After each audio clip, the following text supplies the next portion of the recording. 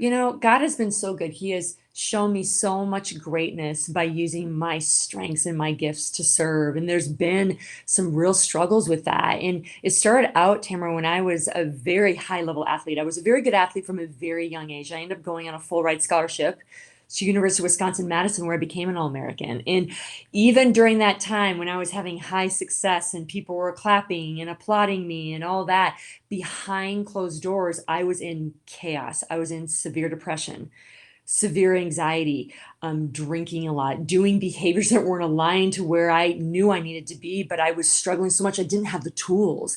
And I was trying everything.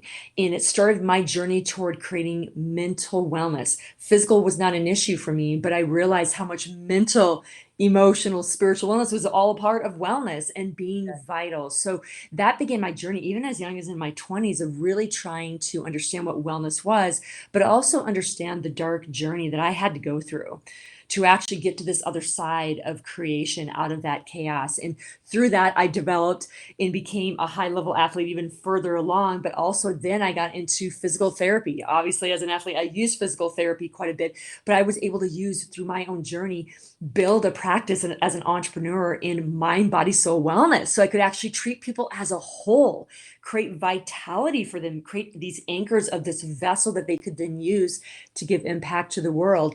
And just 3 years ago, 3 to 3.5, is when I just saw God calling me to the next level of impact, which was in coaching and speaking, where I get to speak about wellness and vitality to the masses, where I get to speak about leadership and sustaining your frequency and your performance no matter the environment. And it started at this young age of having to find out the tools on my own, and then pull in the people that knew more than me, right? Surround yourself with other people that could help you. And thus created my template of how I became more vital, how I became a better leader, how I became high performance and the impact I wanted to create, and do it, you guys, in creation. So that's why I'm here today, connecting with epic people like Tamra to be able to share each other's knowledge and really give it to you guys. And hopefully you get it sooner than I did. Yeah, right. I always am like prayerful of that, especially with my kids and that like generation right before me. I'm like, please figure this out before me, because it is not fun to do it the other way around. Like, Yeah.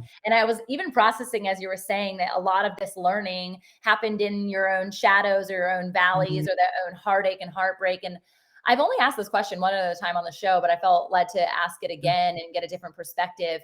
Is do you think you have to go through that heartache, heartbreak, hardship in order to feel like you're living a life that is not only full of vitality, but on purpose? Yeah. I think I probably have an unpopular opinion. I don't think you have to. I Yeah. don't think you have to. I think human beings in the past, we often need fire put underneath us to elevate us to create other options because we're so in pain, we're so uncomfortable, we're so. However, comma, I will say this. I believe that God is creating this newer level. Many of you have heard this phrase, higher level of consciousness, where we're getting tools at a faster rate, that we're connected with people that have done it before us, like you and I, at a more expedient rate. And I feel like we're able to give them tools before they crash and burn. Do we need our shadows? All of us will have them no matter who we are, everyone. I do believe that. And we learn so much from them. Do I believe that you have to hit rock bottom, every few years to get a lesson, to get the power? Absolutely not. And I do believe the younger generation coming behind us have more tools because we are more connected and we can actually get them to them faster. Will they still have hard times? Yes. Do I think you have to hit rock bottom several times before you get it? No. And I believe this generation is having more tools and capability to do that because we have platforms like this to Yeah. allow Yeah. them to get it. I think conversation is a huge part of that. And a conversation is so invitation driven, right? Like there's nothing like binding you to be listening to the show right now or watching this show. It's very much like not a one-sided expression of faith or spirituality or leadership or business, right? Like that's one of the reasons I love conversation so much rather than me just talking at people. It's like, let's explore this together and let's create an open invitation for people to listen and then create their own path hopefully of least resistance thereafter. One of the things that I know that you're really passionate about in this creation element is this idea of how does that look, creating while also sustaining high performance. And Mhm. I think high performance, especially coming from an athletic perspective, I can totally like attune to that really quickly. But I also think of like the achiever, the person who is a founder, right? This is for founders, innovators, and trailblazers. That's what FIT stands for. And oftentimes they are drivers. They're people who are like the one in the driver's seat. They've got the vision. They're the one saying yes. They're the one also pulling the team alongside them. And there is a parallel often to this idea, like you're talking about, overwhelm, adrenal fatigue, stress levels that are unsurmountable. They don't sleep very well. And even Yeah, if they do take care of themselves physically, like they're working out every day because yeah, that's what high achievers do, and they eat clean, and that's what high achievers do, and they yeah, have great amount of water because that's what high achievers yes, do. But this overwhelm and adrenal fatigue is not something that often people prepare for. right. Talk to us, give us some of the tools and knowledge that you have associated to preventing that from happening. Yeah, absolutely. So, all of you, and we're not going to probably go into this part of the deeper conversation, but many of us that are overachievers are often perfectionists as well. And often, not always everyone, that is a trauma response. Okay. Often we're trying to overcompensate for something in our life, an idea, belief about ourselves that there's a piece of us that is not worthy. Okay. Now, this is a little bit of a generalization, but I want you guys to just sit with that. And if that hangs with you, does that connect with you? Often we do see that with overachievers and perfectionists. The reason why that's important before I go into these tools, everyone, is just by pausing and understanding that you can choose something different if you know you're about to do something more so because you're trying to gain worth, more so because you just want to look good in front of others. Just pause. And then by doing that, you can then choose something different, which is the next tool we're going to give you. But that is an awareness I really want you guys to be aware of, because without being aware of it, you can't use tools powerfully. But that is often a trauma response to lack of worth in something or a whole area of your life.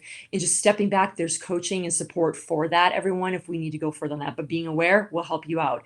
Second, I want you guys always to look at this to get out of overwhelm. This is what we do because we're in this overload information era.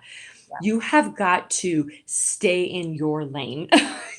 Thank A you. lot of times My team we, is gonna just bow down right now. They tell this to me all the time. Stay in your lane, Tamara. Stay in your lane. I'm like, yes. I'm trying. Yes. And and this is where often everyone, I get it.